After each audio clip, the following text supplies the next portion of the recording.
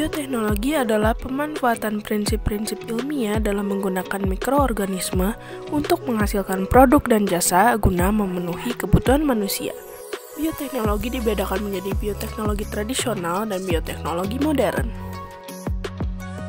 Dalam bioteknologi pangan tradisional, terdapat tahapan yang disebut proses fermentasi, yang menggunakan mikroorganisme seperti ragi, bakteri, jamur, dan lain-lain dalam kondisi anaerob atau tanpa oksigen untuk mengubah bahan pangan menjadi produk makanan atau minuman tertentu seperti roti, keju, yogurt, tape, tempe, tahu, kecap, dan lain-lain.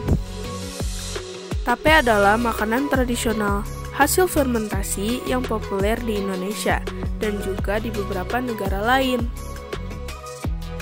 Dengan ragi tape atau Saccharomyces cerevisiae, pada dasarnya semua bahan pangan yang kaya karbohidrat termasuk beras ketan seperti yang saya gunakan dalam percobaan ini dapat diolah menjadi tape. Selama proses fermentasi, terjadi perubahan biokimia dari karbohidrat menjadi glukosa, etanol, dan juga asam asetat. Tujuan percobaan ini adalah untuk mengetahui proses dan hasil pembuatan tape dari beras ketan dengan memanfaatkan ragi tape atau Saccharomyces cerevisiae. Beras ketan putih 500 gram. Air, food coloring hijau muda, daun pandan, ragi tape 1 keping, gula pasir 1 sendok makan, panci pengukus, sendok pengaduk, tampah, daun pisang, penyaring, sendok makan, mangkuk-mangkuk puding yang bertutup, serbet-serbet, batu pemberat.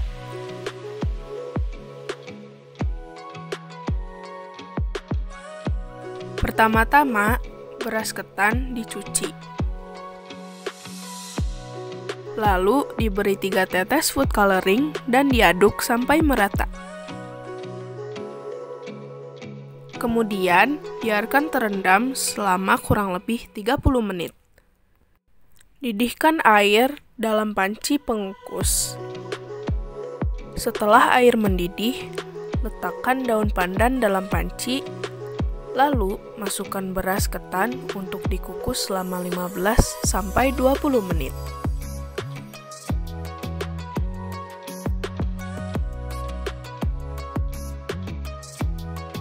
Setelah kira-kira 15 menit, matikan kompor. Beras ketan yang sudah setengah matang dipindahkan ke wadah lain. Sirami dengan air panas secukupnya saja. Jangan sampai beras terlalu lembek, dan aduk merata.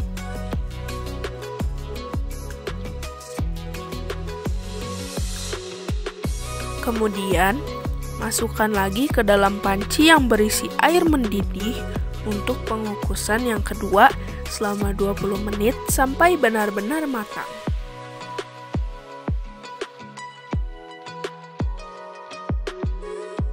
Siapkan tampah dan alasi dengan daun pisang yang sudah dicuci bersih. Pindahkan beras ketan yang sudah matang ke wadah lain. Untuk kemudian ditempatkan secara merata di atas daun pisang dan biarkan sampai benar-benar dingin. Karena suhu nasi ketan yang tidak benar-benar dingin akan merusak ragi. Siapkan ragi tape yang sudah dijemur kurang lebih 30 menit, lalu haluskan ragi menggunakan ulekan. Demikian juga gula pasir dihaluskan terlebih dahulu menggunakan sendok. Setelah hasil kukusan ketan di atas daun pisang sudah benar-benar dingin, taburi ragi sedikit demi sedikit dengan bantuan alat penyaring. Demikian juga dengan gula pasir. Selanjutnya, campur ragi dan gula secara benar-benar merata di seluruh hasil kukusan beras ketan. Kini saatnya menyendok adonan tadi untuk dibagi-bagi ke dalam mangkuk puding. Jangan lupa untuk menutup erat setiap mangkuk yang sudah berisi adonan, karena udara akan merusak adonan. Tempatkan semua mangkuk yang berisi adonan dengan rapih ke dalam panci penyimpanan. Tutuplah susunan mangkuk-mangkuk itu dengan beberapa lembar serbet. Kemudian tutuplah panci dan tempatkan batu ulekan sebagai pemberat di atasnya. Penutupan yang berlapis-lapis ini berfungsi untuk sedapat mungkin menciptakan kondisi yang anaerob, yaitu tanpa oksigen, sehingga ragi tape dapat bekerja secara optimal dalam proses fermentasi. Simpan panci tadi di tempat dengan suhu ruangan. Biarkan selama 2,5 hari atau kurang lebih 60 jam. Setelah didiamkan selama 2,5 hari, adonan beras ketan kukus dikeluarkan dari panci penyimpanan.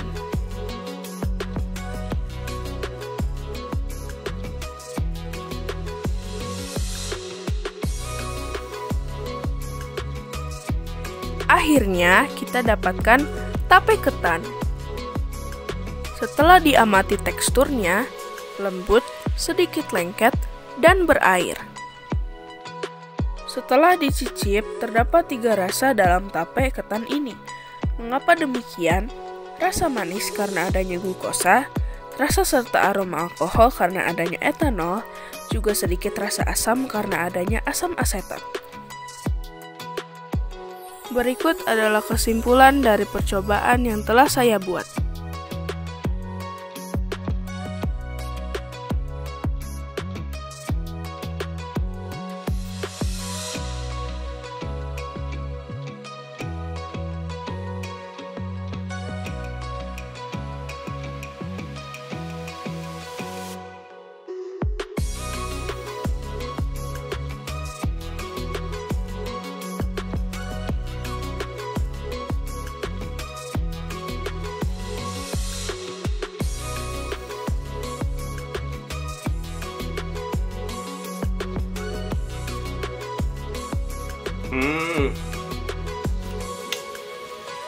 Tape ketan yang luar biasa, apalagi ditambah topping yang beragam.